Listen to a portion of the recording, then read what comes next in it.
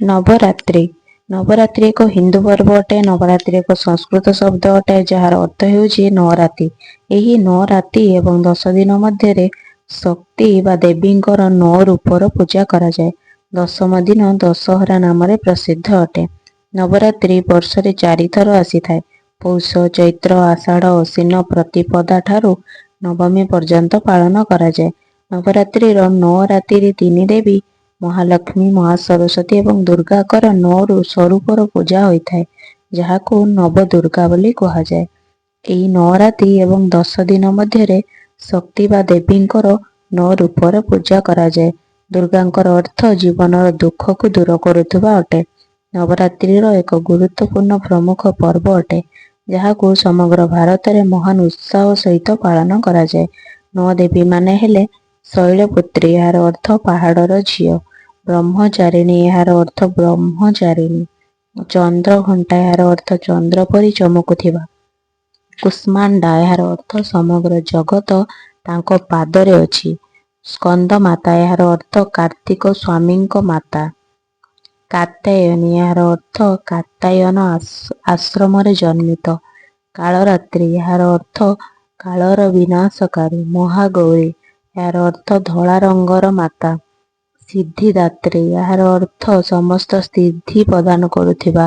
ଶକ୍ତିର ଉପାସନାରେ ପର୍ବ ଶାରଦୀୟ ନବରାତ୍ରି ପ୍ରତିପଦା ଠାରୁ ନବମୀ ପର୍ଯ୍ୟନ୍ତ ନିର୍ଦ୍ଧାରିତ 9 ତିଥି, 9 ନକ୍ଷତ୍ର, 9 ଶକ୍ତିର ନବଧା ଭକ୍ତି ସହିତ ସନାତନ କାଳରୁ ପାଳିତ ହେଉଛି।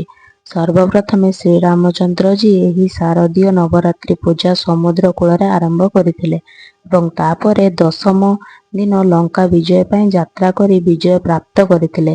ସେହି ଦିନଠାରୁ ଅସତ୍ୟ ଅଧର୍ମ ଉପରେ ସତ୍ୟ ଧର୍ମର ବିଜୟ ପର୍ବ ଦଶହରା ପାଳିତ ହେଉଛି।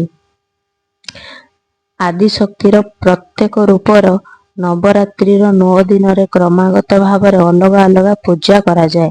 ମା ଦୁର୍ଗାଙ୍କର ନବମ ଶକ୍ତିର ନାମ ସିଦ୍ଧିଦାତ୍ରୀ ଅଟେ। ଏମାନେ ସମସ୍ତ ପ୍ରକାରର ସିଦ୍ଧି ପ୍ରଦାନ କରନ୍ତି। ଏମାନଙ୍କର ବାହନ ସିଂହ ଅଟେ ଏବଂ କମଳ ଫୁଲ ଉପରେ ହିଁ ଆସୀନ ହୁଅନ୍ତି। ନବରାତ୍ରିର ନବମ ଦିନରେ ଏମାନଙ୍କର ଉପାସନା କରାଯାଏ। ନବଦୁର୍ଗା ଏବଂ 10 ମହାବିଦ୍ୟାମାନଙ୍କ ମଧ୍ୟରେ କାଳୀ ହିଁ ପ୍ରଥମ ପ୍ରମୁଖ ଅଟନ୍ତି। ଭଗବାନ ଶିବଙ୍କର ଶକ୍ତିମାନଙ୍କ ଉପରେ ଉଗ୍ର ଏବଂ ସୌମ୍ୟ 2 ରୂପରେ ଅନେକ ରୂପ ଧାରଣ କରୁଥିବା 10 ମହାବିଦ୍ୟା ଅନନ୍ତ ସିଦ୍ଧି ପ୍ରଦାନ କରିବାର ସମର୍ଥ ଅଟନ୍ତି।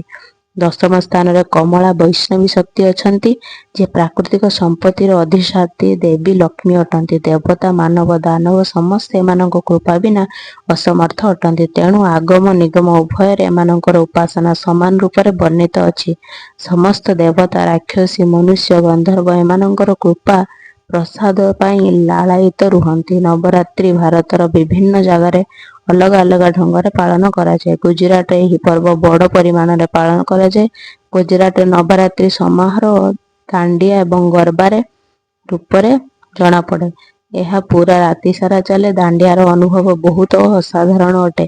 ଦେବୀଙ୍କ ସମ୍ମାନରେ ଭକ୍ତି ପ୍ରଦର୍ଶନ ରୂପରେ ଗରବା ଆରତି ପୂର୍ବରୁ କରାଯାଏ ଏବଂ ଦାଣ୍ଡିଆ ସମାରୋହ ତାପରେ କରାଯାଏ।